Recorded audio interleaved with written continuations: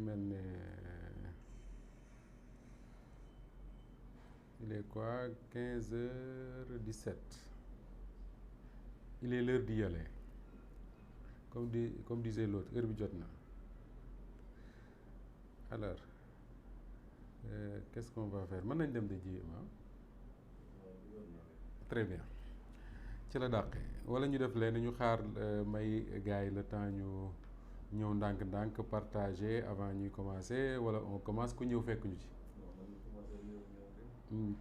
ci ci la dàqee. Alors ñuy commencer kon comme niñ koy defee àllarba bu jot ci waxtu wi xam naa ne tey moom xel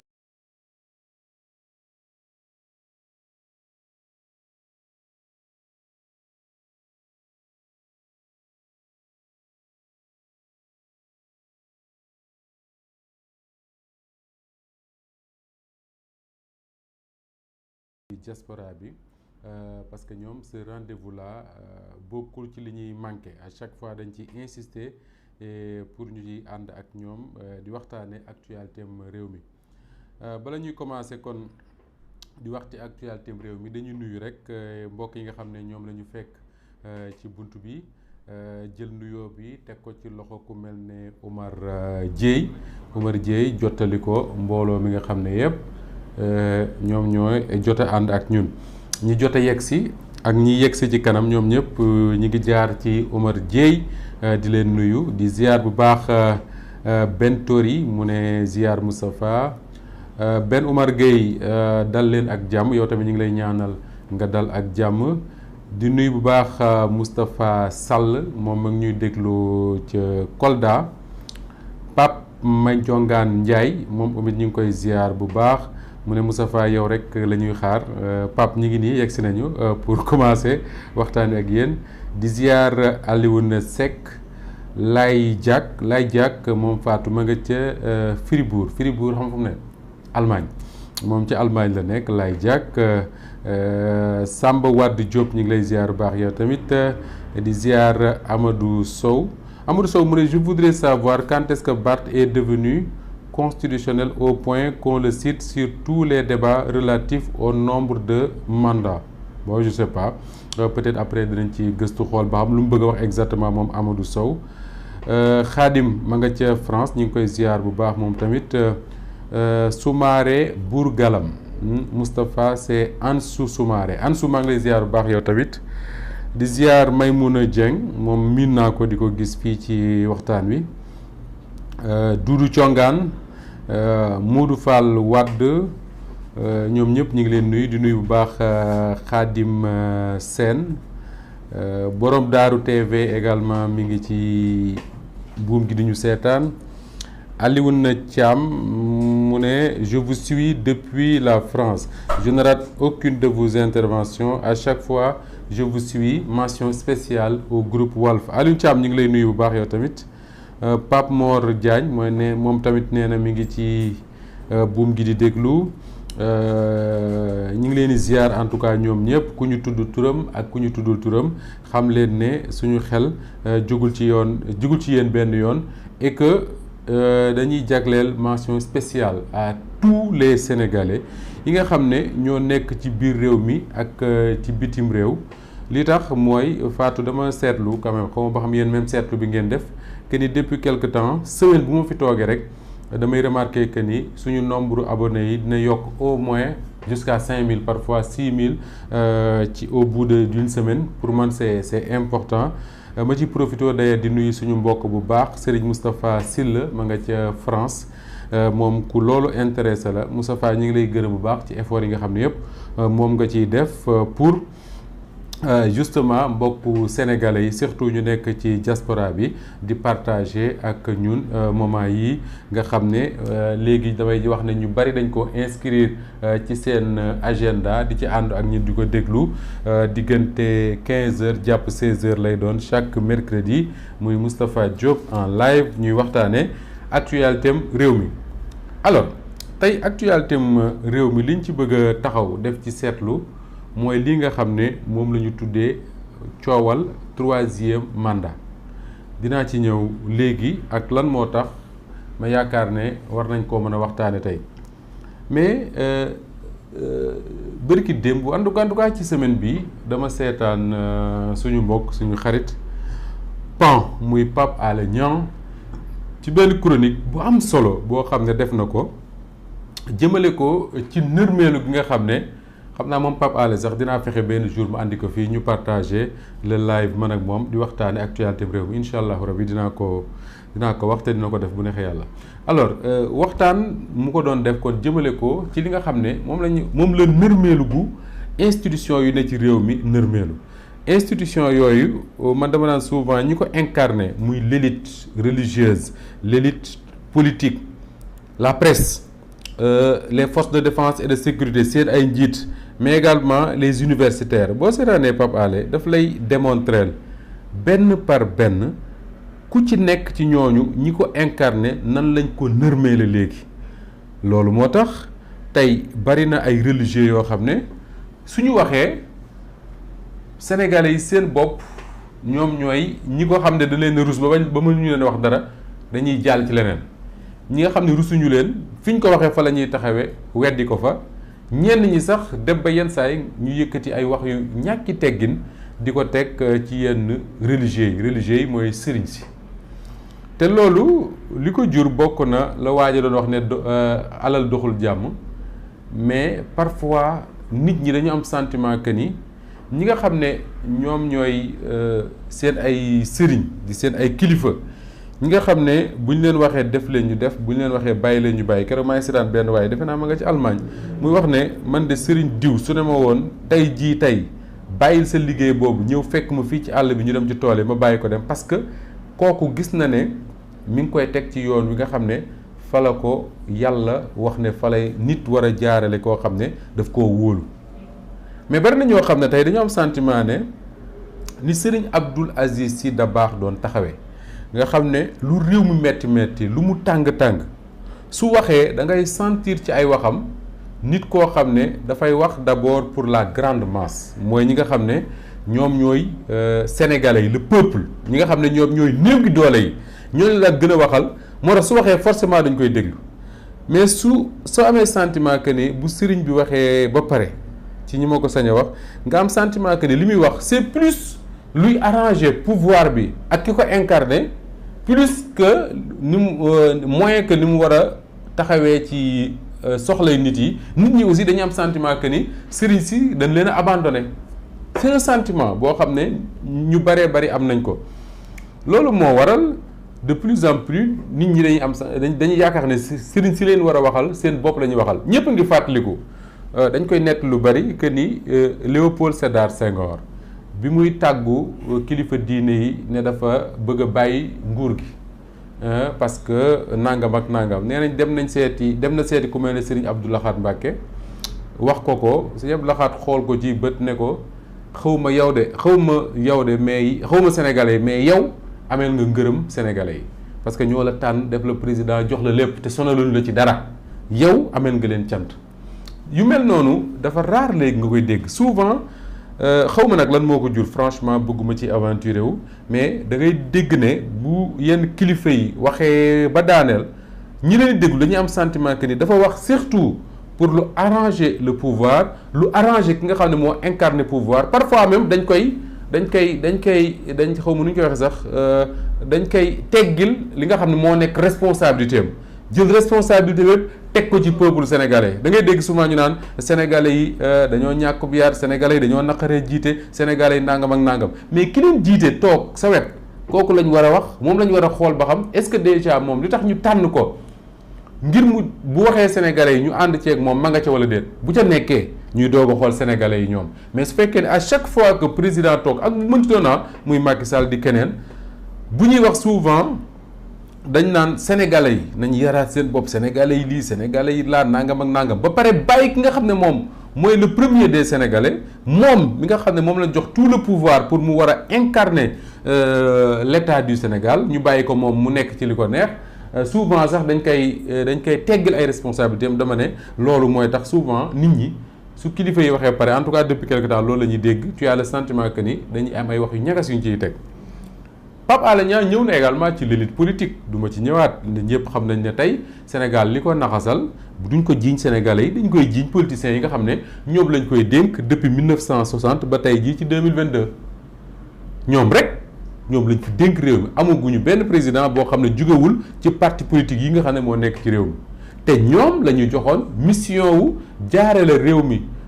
ci fa mu war a jaar àggale ak fa mu war a àgg su fekkee ne Sénégalais yi seen i jikko dafa doy waar seen responsabilité mi ngi ci ñoom les hommes politiques là nga jël la presse man ci laa bokk mais tey jii tous les Sénégalais ku waxal yàlla rek da nga xam ne la presse classique au Sénégal muy télé di rajo di presse écrite tey posé na un sérieux problème ci réew mi un sérieux problème soo xoolee ni ñuy traiter l'information dans ce pays nga comparer ko waxuma sax ce qui se faisait il y a 20 ans wala il y a 10 ans mais ce qui se faisait bi Ablaye Wade nekkee ci nguur gi rek da ngay am sentiment que ni am na ay régression yu bëree bëri yu ci am noonu nga koy gisee également ci universitaires yi tey ji université moo doon lieu bi nga xam ne c'est le lieu par excellence des débats tey ñoom universitaires yi ñoom nga daan gis su président de la République jalgatee yoon ñu jóg wax ko alhamdulilah heureusement bi nga xamee ne gis nañ ay universitaires bind benn manifeste publier ko ci presse bi di wax seen xalaat ci ni réew mi di doxee mais les grands noms de l'université ñi ci am na ci ñoo xam ne ñi ngi tey ci Macky Sall toog ñëwuñu wax ñeneen ñi du ñu wax parce que dañ naan bu ñu waxee ñu saaga leen wala nangam ak nangam wala ña ngay préférer gérer seen yooyu ñuy def ci université bàyyi réew mi mel ni le débat ne les intéresse pas mais heureusement ku mel ne professeur Ibrahima Fall bind na bërki démb wax ne conseil constitutionnel bii li nga xam ne ñun ñëpp moom lañ doon wax depuis toujours que ne décision yi mu fi génne tegu ko fenn Ibrahima Fall a démontré que ni teguñu ko fenn te ay décision la yoo xam ne jural Sénégal ay jafe-jafe rek lay doon et non luy régler les problèmes des Sénégalais mais tey boo dégloo universitaires yooyu da ngay il faut nga tànn ci ku mel ne professeur Ismaïla Madior Fall professeur Ismaïla Madior Fall avant muy nekk avant Macky Sall di ñëw au pouvoir d'ailleurs moom dafa bokkoo ci ñu doon théoriser que ni Afrique dañ fi war a limiter les mandats ne mandat ñaar la war a doon warul doon ñett président de la République ñëw pouvoir moom Macky Sall moom mu bokk ci ñi nga xam ne ñoom la Macky Sall tànnoon pour ñu war a bindaat constitution wu réew mi ba mu ko bindee ba pare def na ay émissions ak ay sorties yu bëree bëri à chaque fois ñu laaj ko ci problème mu troisième mandat daf doon wax ne sénégalais yi mënuñoo lire noonu la ko daan waxee ceux qui parlent ne savent pas lire parce que bu ñu mënee lire dinañ gis ne constitution bi dañ cee bind clairement que ni le président de la République ñaari mandat la mën a def mënu koo ñetteel loolu képp ku amul kenn ku bokk ci pouvoiru Macky Sall te répété wul foo loolu pendant des années que ne président de la République ñaari mandat la mën a def du ñett tey jii boo dégloo Ismaïla Madior Fall ci jamono yii ñu nekk soo ko laajee danaan non problème mu mandat bi président de la République moo ci wax mon Dieu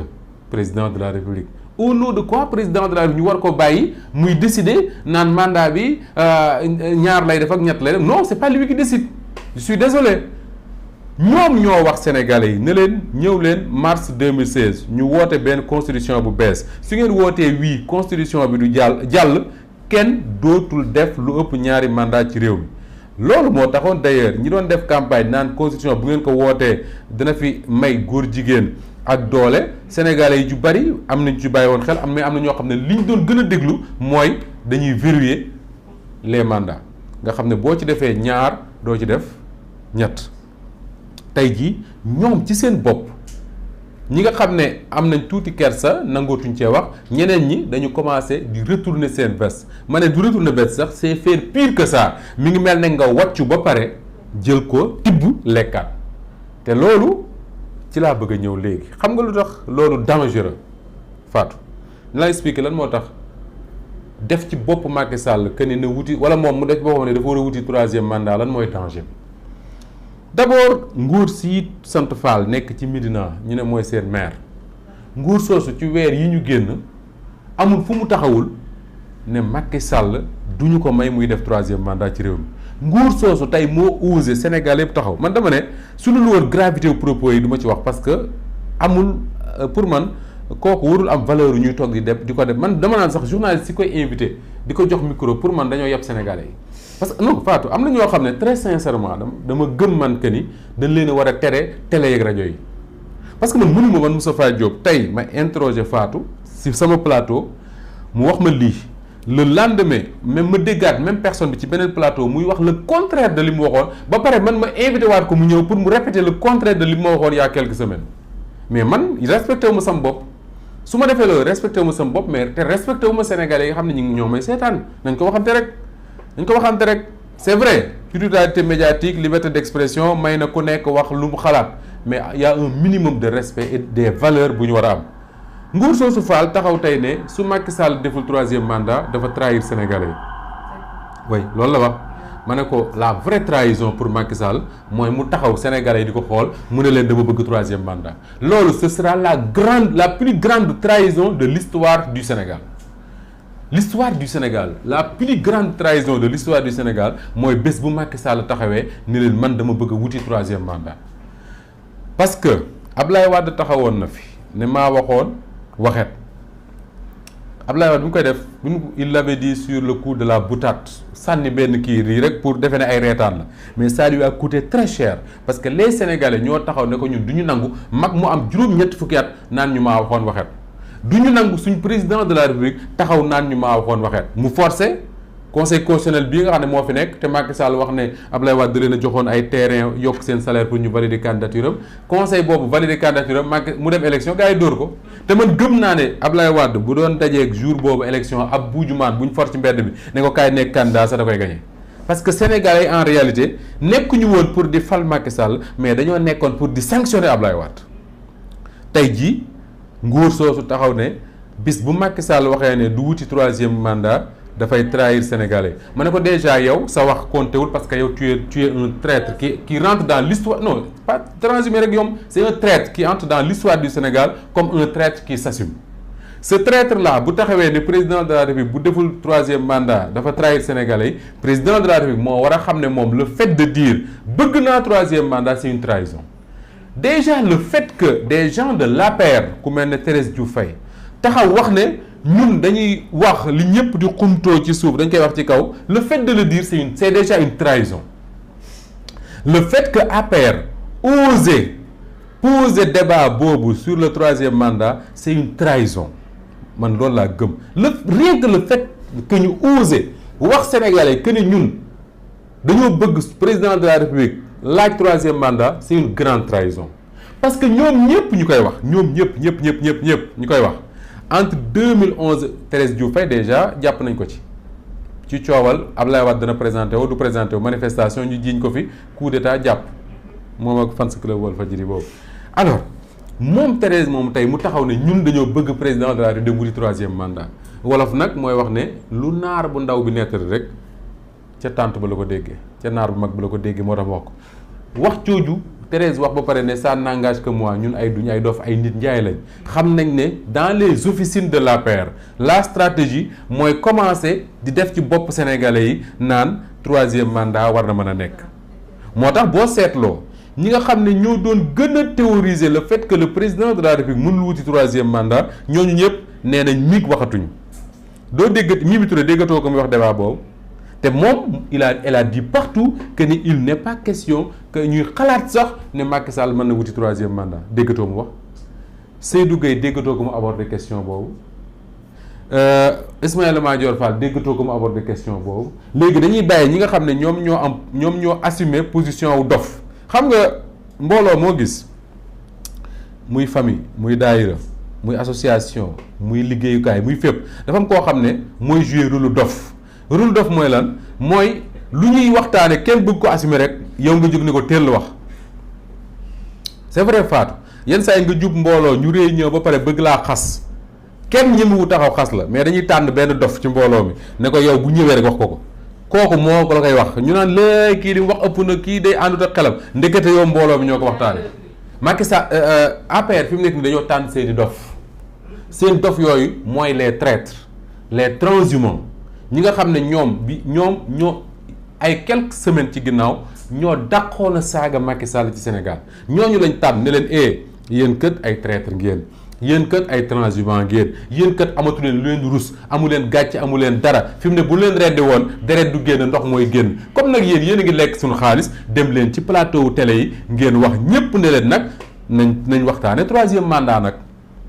su ko defee mu commencé nekk ci xel yi moo tax bi ma nee Mame Birame Wathie fii benn jour ne ko Mame Birame man li ma jaaxal mooy bis bu Macky Sall waxee ne dafa bëgg a wuti 3e mandat ñan ñoo koy défendre parce que man mënuma comprendre Mimi Touré Seydou Gueye Ismaïla Madior Fall ak ñu mel noonu ñëw taxawaat ci Sénégalais yi naan leen ñun ñoo waxoon il y a quelques semaines que ni mënta nekk tey nag ñun ñoo ñëw waxaat ne leen mën naa nekk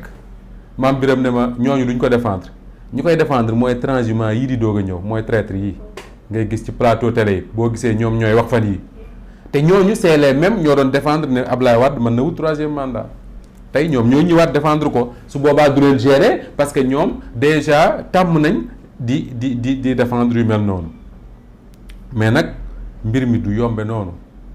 parce que mbir mu garaaw la li tax mu garaaw mooy maa ngi tàmbale sànq ci li Pape Alé Niang doon wax ci suñu élite yi ak ni ñu nërmeeloo mais tey dafa am koo xam ne mooy le président de la République kooku amul droit mukk di nërmeelu parce que Kiné Lam moo doon wax ne boroom kër bur gaaw a sëngéem Kiné Lam moo ko doon way parce que li tax mu ko doon wax mooy njaboot gi moom la yaakaar président Macky Sall ak nu mu mënti mel ak défaut yu mënti am tey mooy incarner l'état du Sénégal fu mu tukkee ci àdduna bi bu ñuy xool Sénégal dañ naan président Sénégal a ngi nii duñ wax ne Macky Sall a ngi nii kooku ak kàddoom dañ ko war a sàmmal ba pare nit ñi di ko dimbali ci mu sàmm kàddu googu même bu bëggoon sax moom ne day waru ay waxam parce que Fatou war sa wax mënul weesu nga nekk candidat lu jege daanaka fukki nit ak juróom dee pour que Ablaye Wade bañ a wuti 3e mandat nga nekk président nga ne lii moom dootul am ci réew mi parce que Sénégal dootuñu fi indi coowal mandat ñu ne kii candidat baax la nga nekk président ne 3e mandat duut fi am ñu ne loolu doyul nga bind ci constitution wu Sénégal ne 3e mandat dootul am ñu wax la nga ne man maa verrouillé constitution bi nga taxaw palais de la République journaliste yëpp toog Alioune Diarra laaj la ne la président 3e mandat nga ne yow comprendre pourquoi ñuy poser débat boobu parce que yow man maa bind ci constitution ne 3e mandat mënta nekk mandat bii may wuti mooy sama 2e su ma sénégalais yi wóoloo ak ndimbalu yàlla falaat ma jeexal naa ci pare na Macky Sall moo ko wax ñu ne ko loolu doyul mu ne non je vais faire mieux bind ci livre am ne maa ngi nii jàkkaarloog sénégalais yi di sàkku ci moom 2e mandat suñ ma nangulee 2e mandat bi jeexal naa damay dem liggéey leneen mbaa ma dem sàmmi samay nag mais dootuma nekk président de la République du Sénégal ñu ne waay Macky Sall moo baax ndax question bi réglé na ko débat bi dootul posé wu ci Sénégal président Macky Sall toog ba mu neex ko mu ne nii wii nii non toogaat ba mu neex ko mu ne léegi dootul nangu kenn wax ci loolu ñi ci wax ñëpp dàq na leen moo tax ma ne Thérèse Diouf Faye heure bi waru ko woon a fekk mu jiite fa mu jiite woon parce que comme ñi ci waxoon ne président Macky Sall warul wuti 3e mandat dàq nañ leen ku ci wax ne war na ko wuti war nañ laa dàq wala kon boobu affaire bi nekkatul dañoo bañ ku ci wax mais dañoo bañ ku wax ne mënta nekk c'est différent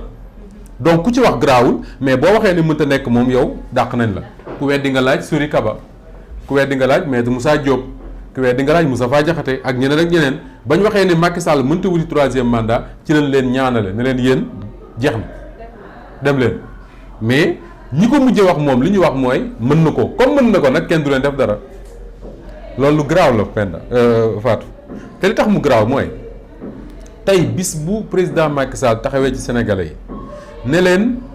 man président Macky Sall fal ngeen ma pour ma def ñaari mandat waxoon naa leen partout ne leen mënuma def ñett bii mooy ñaareel bi su paree jeexal naa ci tey ñëw naa weddi naa samay wax damay dem wuti 3e mandat su boobaa xam nga lan moo tax mu garaaw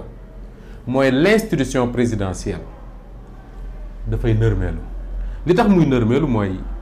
nit kàddu c'est important nit bu ñu ko respecté rek kàddoom moo tax c'est pas pour rien ñu daan wax ne buur ba ca xaw ma nan la dammel Youssou Ndour mu ngi koy way dammel bu daan wax ren ba lay waxati déwén mais dammel bu waxee ren du muuma ba déwén de ah non dammel man nay wax tey di wax suba mais kàddoom lay sàmm moo tax du ko wax di ko passer Mitterrand daf doon wax ne trop parler tue la fonction bi mu nekkee président mu ne fonction président de la République wax ju bari da koy rey parce que bëggul di wax boo liggéey mu wax le contraire. tey jii bis bu président Macky Sall taxawee ne sénégalais yi man maa leen waxoon ne mënuma wut 3e mandat tey génn naa ci ba sedd wecc dama koy wuti ça veut dire que ni waxam moom kontatul déjà ñu bari dañuy wax ne waxu président de la République jërul duma sa doom bari nañu koy wax ci réew mi man du ma ko wax mais bari nañu koy wax mais tey bis bu ko defee mooy ay waxam waxuma jërul duma sa doom mais jërul sa fayul bor c'est fini le président de la République taxaw ne man damay wuti 3e mandat ça veut dire que moom illaa yow mi ji di kàddoom dootul. moo tax tey ma gis suñu benn confrère Pape Sadio Thiam mu bind lu am solo et c'est important mu ne président Sénégal bi war a falu en 2024 xaw ma kan lay doon mais war na réformer la constitution ba président de la République ñu engagé ay responsabilités am ci yenn actes yi muy posé Fatou suñ président yi actes yi ñuy posé nii amuñ ci benn responsabilité leen dañ leen mën a poursuivre mooy haute trahison te loolu sax c'est tellement compliqué bu ñu la ko expliquer mais tey président de la République lu ko neex def kenn du ko topp ci dara loolu war na jeex ci réew mi parce que bis bu nee damay wuti 3e mandat war nañoo jàpp ne lépp lu xewaat ci réew mi ci boppam lay tegu ba Laurent Gbagbo waxee ne Alassane Dramane Ouattara gañewu ma nanguma élection yi am na ñu jàppoon ne gañewuñ ko am na ñu jàppoon ne français na ci ginnaaw mais il y a eu une guerre après ay nit ñu bëree bëri ñàkk seen bakkan Gbagbo nan la def ci roppalaan lañ ko dugal yóbbu CPI tëj nañ ko fay at avant ñu koy bàyyi loolu nag je crois que président de la République bu nekk war nga koo éviter sa réew te Sénégal daanaka duggoon na ci loolu en 2012 parce que 2012 bi Ablaye Wade waxee ne day wuti 3e mandat ñëpp gis nañ li mu jur ay nit yi ci dee bi ñu demee élection ci guddik élection yi ba Serigne Mbacké Ndiaye taxawee fii di joxe ay résultats su Ablaye Wade déglu woon ñooñu wax ne Macky Sall gañewu ko moom moo gañe mais Sénégal lu nekk mën na fay xew mais heureusement Ablaye Wade xaw ma lan moo jaar ci nopp bi xaw ma lan mu accepté que ni Macky Sall daan na ko Macky Sall nag warul dem di bokk ci élection bañ naan dana accepté ne daan nañ koom daanuñu ko moom moo war a wax tout de suite ne man Macky Sall tudd Macky Sall gor laa sama kàddu dama koy sàmm jusqu'au bout sàmm ko jusqu'au bout après sénégalais yi ñu ci góobe kat parce que ñoom ñoo tànn loolu sénégalais ñoo tànn ne seen président ñaari mandat lay def du def ñett. moom mu ne ni ngeen ko bëggee noonu laa koy defee donc amatul benn droit di reculer par rapport à ça et ça c'est important il faut qu'on le lui rappelle tout le temps beneen bi mooy le jour où Fatou président de la République moom Macky Sall j'espère que du ko def parce que man nag li coow li bari Macky Sall nit ku ma respecté la te billaahi yàlla xam na ko lu baax ak lu rafet rek laa ko yéene man su ma sañoon président Macky Sall day terminer tous les chantiers yi mu engagé ci réew mi nii inauguré ko fii ak 2023 inauguré bu rafet organiser élection woo Sénégal gépp classe politique bi ñi far ak moom ñi farut ak moom ñëpp toog mu def un grand discours ni leen à partir d'aujourd'hui benn mission laa am mooy joxe pouvoir bi ki nga xam ne moom la Sénégalais tànn ci anam yi gën maanaam bu kenn dee buñ toj dara bu ñu lakk dara organiser élection su kenn ci kawam gagné ñu tàcc ko gis nga su ko defee après day dem Mermoz gii toog wala mu dem Nations Unies wala mu dem Union africaine wala mu dem fu ko neex amul nekk ci jàmm ak salaam man loolu laa ko yéene sortir par la grande porte dama ko wax keroog benn waaye ne ma est-ce que moom yéene na ko boppam ma ne ko mais bien sûr nit ku ne yéene nga sa bopp lu mel noonu et man gëm naa ne bari na ñuy wax ne ak li mu def ci réew mi yëpp moom ak ay bokkam ak partem xam na ne bis bu fi jógee mais man gëm naa ne ba léegi c'est pas trop tard te man su ma nekkoon malheureusement je suis pas son conseiller aw ma sax prétention conseiller am mais su xëy na aussi su ma nekkoon conseiller am li muy jox gars yi su ma ko joxee dootuma wax li ma xalaat mais man gëm naa ne su ma amoon occasion man di toog ak président de la République mu ne ma maa la may wax ma li nga ma bëgg a wax du ma la ci mere du ma la ci def dara dama naan ko le seul conseil bu ñu lay joxe mooy chantier yi nga tijji ci réew bi na yëpp àgg boo ko inauguré fexeel sax woo ñi la gën a contre ci réew mi sa adversaire woo leen ñëw taxaw nga inauguré boo paree joxel rendez-vous sénégalais yi xaw ma benn 31 décembre lay doon wala xaw ma bu ko ci neex def discours bu mag ne leen fii agsi nañ fi nga xam ne fi laa leen waxoon ne bu ñu yegsee dinaa wax ci 3e mandat ñu ne ko loo ciy wax mu ne la ma waxoon 2012 wax ko pendant tout le temps bi may jiitee Sénégal moom laay wax ba tey ñu ne ko mooy lan mu ne sama yoon nekkul ci 3e mandat fii laay wàcce gaar nañ dem élection ku gañe baax na su boobaa ñu ne kii li Sarkozy doon wax bi ko Macky Sall waxee ne sama mandat dama koy wàññi jëlee ko ci 7 ans def ko 5 ans mu ne je n'ai jamais vu ça mais Macky Sall bu defoon loolu ñu ne on n'a jamais vu ça Ablaye Wade li mu def Sénégal yëpp li gàkkal nguurug Ablaye Wade mooy li mu osé dem wuti un 3e mandat te Fatou di nga ne Moustapha waxoon na gis nga Sénégalais yi li ñu muñal Ablaye Wade duñ ko muñal kenn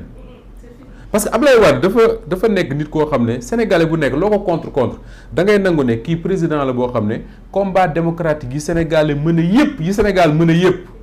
turam a nga ca bu ko jiitewul boo liiree dañ naan la Ablaye Wade ma nga ca woon moo fi jàkkaarloog Senghor ba Senghor jóge fi mu jàkkaarloog Abdou Diouf ba Abdou Diouf jóge fi démocratie fi mu toll médias yi fi ñu toll liberté d'expression fi mu toll boo ci waxee Abdou Diouf liggéey nangu na ci lii jàppal ne Ablaye Wade ak ñi mu àndaloon ñoo ko xeex ba mu nangu ko Macky Sall nag amul benn combat démocratique ci Sénégal buñ naan ma Macky Sall moo ko jiite nañ ma ko wax ñu Macky Sall sénégalais nga ko commencé xam bi mu tàggoog Ablaye Wade te sax bari na ñuy ànd ak moom tey di ko xalamal dañ doon wax ne mook Ablaye Wade dañuy combine am na fi ñu doon wax ne mooy candidat wu France loolu lépp doon nañ ko fi wax mais en tout cas Macky Sall moom ñi ngi ko commencé moo tax Omar Sarr mii nekk ministre am daana wax ne Macky Sall dañ ko war a jàpp yóbbu kaso comme ça moo xam ni kaso méttee mooy bi mu jàppee Omar Sarr yóbbu kaso jàpp maître Amadou Sall yóbbu kaso ñooñu ñëpp ñoo koy défendre tey mais je crois que le président Macky Sall les combats démocratiques yi nga xam ne moom la Ablaye Wade mené ba Sénégalais yi presque jàppoon ne Ablaye Wade dafa mérité nekk président quoi c'est-à-dire que moom président bi du loo xam ne daf ko usurpé daf ko mérité Ablaye Macky Sall nekkul Sénégalais boobu Sénégal dañoo gëm yàlla gëm ne yàlla moo tuddoon ne kii dina nekk président de la République ñu nangul ko ku ko bañit loolu la yàlla def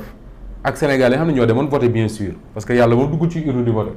mais à partir de cet instant là moom moo war a wax ne comme man ñoo bari na ci réew mi ñoo xam ne combat yi ñu mëne mësuma ko mëne ba ñuy politique man maa ngi nekk école di jàng ñooñu dem naa ba nekk seen kilifa ku mel ne Moustapha Niasse mi ne day bàyyi moom moo war a wax ne Sénégal deseelatuñ ma dara awuma droit di def geste bi gën a ndaw boo xam ne su ma ko defee mën naa taalub réew c'est le moom kese ci moo war a toog ci ruq mën a kanam mu xool ne jar na ko wala jaru ko il pèse le pour et le contre et il verra que ni li Sénégalais yi mayoon Ablaye Wade duñ ko may beneen président ak koo mënti tudd nag bi ko remplacer bu tuddee Moustapha Diop c'est la même chose duñ ko may li ñu mayoon Ablaye Wade c'est pas possible parce que Ablaye Wade mënoon a taxaw fëgg dënnam ne man dama xeex ba yegg si fi ma yegg si même bu fekkee Sénégalais yi ñoo voté mu dem fa mais Macky Sall nañ ma wax lu mu xeex génn ci nguur gi dem créer parti ñu bari ci waa AP ci waa PDS dem ànd ak moom ñu wër réew mi seen seul mérite mooy wër réew mi wax ne dañoo bëgg a nekk président suñu nekkee président lii lañ def Sénégalais yi voté leen parce que à l'époque Moustapha Niasse ak Ousmane Tanor Dieng ñoo bañ ne duñu ànd bu ñu àndoon xëy na élection bi demee neneen mais ñàkk ànd Sénégalais yi ne ñii dañuy fonto te comme Macky Sall mii mi ngi fi nañ ko voteel ñu voteel ko mu nekk président de la République du Sénégal waaw man gëm naa ne Idrissa Seck mii sax bu taxawoon taxawaay ba mu waroon taxaw heure bii mën naa fekk mooy nekk pare mais bon programme yàlla kenn mënu ko maîtriser loolu la li mu namoon mooy Macky Sall nekk président xëy na moo taxoon mu def ci bopp ñoom Moustapha Niasse ñu bañ a ànd def ci bopp Idrissa Seck mu dem di combine comme ça ñoom ñu tijjil yoon Macky Sall mu dem palais te dañ ko tijjil yoon effectivement mu dem palais à partir de cet instant là moom moo war a xam boppam mais li am solo mooy dëgg mooy ci loolu la ñuy jeexale parce que dañuy dem léegi keppaar gi gis nga Fatou bis bu président Macky Sall taxawee ni mu dafa bëgg wuti 3e mandat man li ma gëm mooy nekkatul combat wu opposition wala pouvoir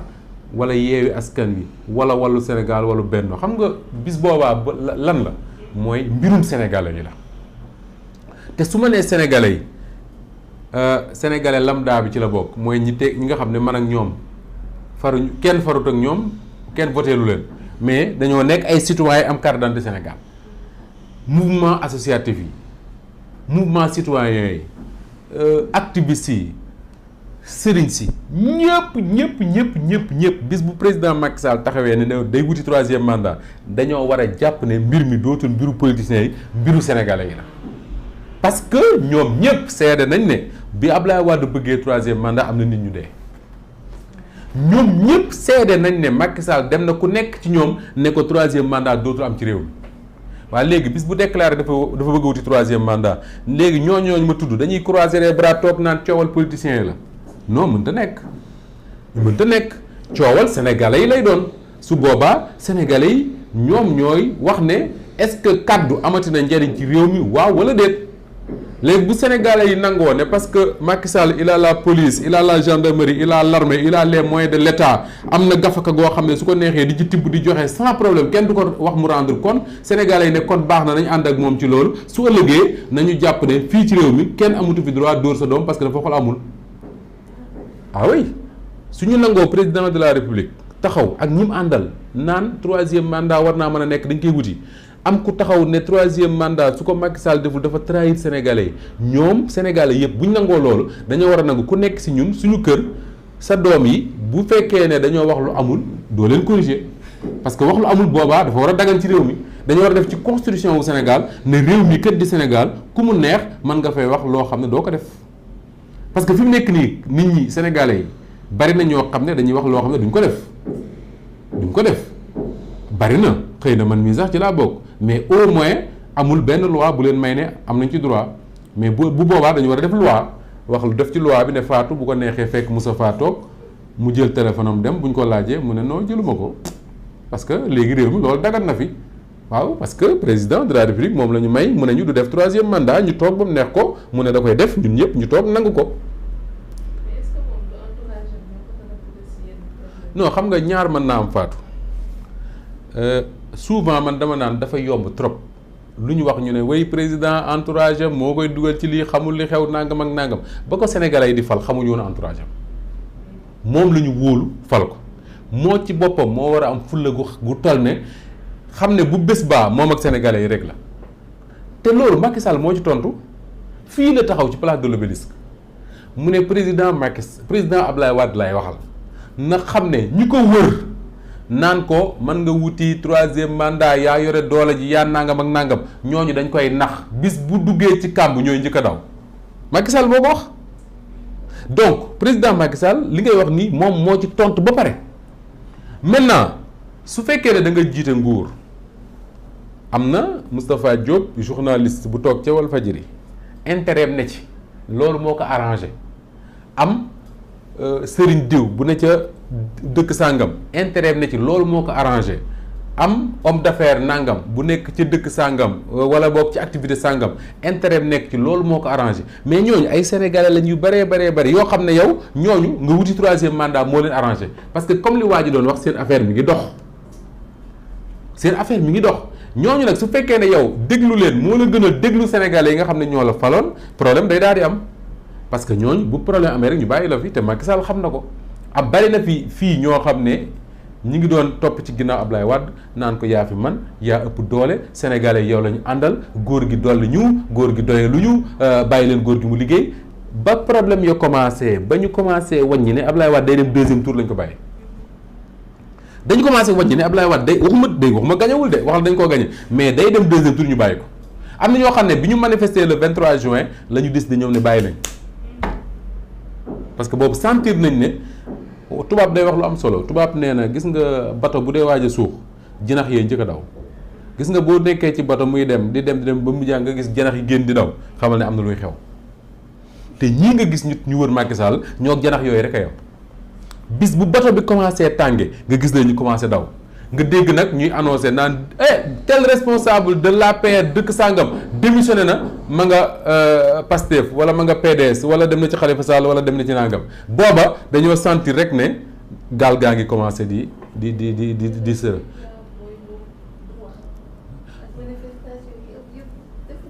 non mais c'est ça le danger parce que tey yaa ngi naan moom du wax mais tey man li ma gëm mooy du ma ko affirmer parce que nekkuma ci boppam mais je suis à peu près sûr que ni quelque part dans la tête de Macky Sall 3e mandat mi ngi ci léegi nag day xool bés bu rafet mën naa nekk wala mënta nekk et tout dépendra de la détermination des Sénégalais man waxuma parti politique de sama yónneewu ci parti politique mais man li ma tax di wax mooy les Sénégalais de l'intérieur comme de l'étranger ñoom ñoo taxaw ne Abdoulaye Wade mii doy na parce que duñ ko may mu fi def 3e mandat Abdoulaye Wade abal leen Fatou nan nga mën a nangoo àdduna bii ñu nekk ñu fal fi président 2012 mu war fay jóge 2029 àdduna fi mu toll Barack Obama dafa taxaw mu ne États-Unis fal nañ ma benn mandat fal ma 2e mandat amul benn liggéey bu ko gën a honorer liggéeyu jiite États-Unis mais fi ñu toll nii amatul droit def leneen lu dul joxe nguur gi mu ne da koy joxe dem dellu ci activité am mais loolu mooy démocratie tey Macky Sall dafa war a wuul sénégalais yi ne sénégalais yi gënuma leen dañ maa tànn jox ma li ma diggante woon ak ñoom ba ñu tànn jox ma li ci ëpp bokk na ci 3e mandat dootul am ci réew mi am na yu bari yoo xam ne moom mënatu ko rattraper c'est fini yu ci bari mënatu ko rattraper mais 3e mandat bi boo gisee ñu ci wax mooy am na possibilité bañ a yegg ci miir bi te nag képp ku la wax ñu jeexal ci loolu 16h jot na képp ku la wax ne président Macky Sall dina déclarer day wuti 3e mandat ci réew mi dem wuti ko te dara du xew bopp du toj coow du am ñëpp dañuy toog seen kër dara du xew ku la ko wax yaakaar naa ne waxul li am na nag ñu am xam-xam xëy na pour dara bañ a xew mais man day yaakaaruma ko man day yaakaar naa ne fi mu nekk nii waa Yewwi Askan Wi ak waa Wallu Sénégal ak ñooñu mën nañoo voté ay manifester nit ñi bañ leen cee fekk nangam ak nangam ak nangam mais bés bu président Macky Sall taxawee ne day wuti 3e mandat su boobaa ngay xam ne sénégalais yi nag ay peuple lañ boo xam ne ils sont capables montrer seen fulla su ko jamono soxlaa ñu ngi gërëm ñëpp. législative yi mais man loolu laa d'accordul benn yoon ak la classe politique au Sénégal man je refuse que ñu bëgg a boole am na d'accord naa quelque part bu ñu nee su fekkee ne Benno gagné na législative yi président Macky Sall da koy may fit pour mu war a wuti mais pour man dañu war a fexe ba ñaar yooyu ñu xam ne jotewuñu dara mën na gagné législative yi moo xam moo ki bokkam mais li am solo mooy élection 2024 waru cee bokk te comme waru cee bokk nag sénégalais yi ñooy lijjanti loolu te incha allahu rabbi mu ne góor gi Fall mooy kan non naa la xamal leen nag Fatou am na ñoo xam ne dama la koy wax tout de suite am na ñoo xam ne du ñu ñëw Walfadjri non pas parce que Walfadjri bëggul ñu ñëw fi buñ sañoon ñu ñëw fi mais li ñuy wax ci yeneen plateau télé ñu leen di déglu ñu wax ko ba pare dem suñ ko waxee fii ci Walfadjri ak ñin fi nar a fekk xam nañ ne du demee noonu moo tax duñ sawar souvent di fi ñëw d'ailleurs je dis souvent aux gens de l'APR yi nga xam ne ñooy ñëw suñu débat yi dama naan leen ay jàmbaar dëgg ngeen te ñu jar a féliciter ngeen parce que man xam naa ne ñëw ci débat Walfadjri c'est pas facile mais bon ñi ngi sant yàlla bu baax encore une fois di sant Sénégalais yëpp ñi nga xam ne ñu doon seetaan tey je crois que tey war nañoo toll ci 5000 ñu ngi leen di gërëm di leen sant di leen ñaanal ay bésu jàmm di leen ñaanal surtout tabaski jàmm ak salaam ñi nga xam ne amaguñu xar ak xartum ak xaalis ba muy àndal yàlla na leen ko yàlla defal ñi nga xam ne également ña nga ca diaspora ba te sénégalais yu bëree bëri ci réew mi ñoom la ñu yaakaar ngir mën a jëndum xar wala ñu xotti xartum wala lu mu àndal yàlla na leen yàlla bette xéewal ñoom ñëpp bañ mën a yónnee seen i mbokk loo xam ne dinañ ci mën a suturloo ci tabaski bi jërë ngeen jëf ñuy baal ñëpp àq di baalu ñëpp àq di leen ñaanal bu tabaski ba pare incha allah ñu dajewaat waxtaane waat yeneen actualité mu réewum Sénégal dig daje kon léegi dans quelques petites minutes ci kepp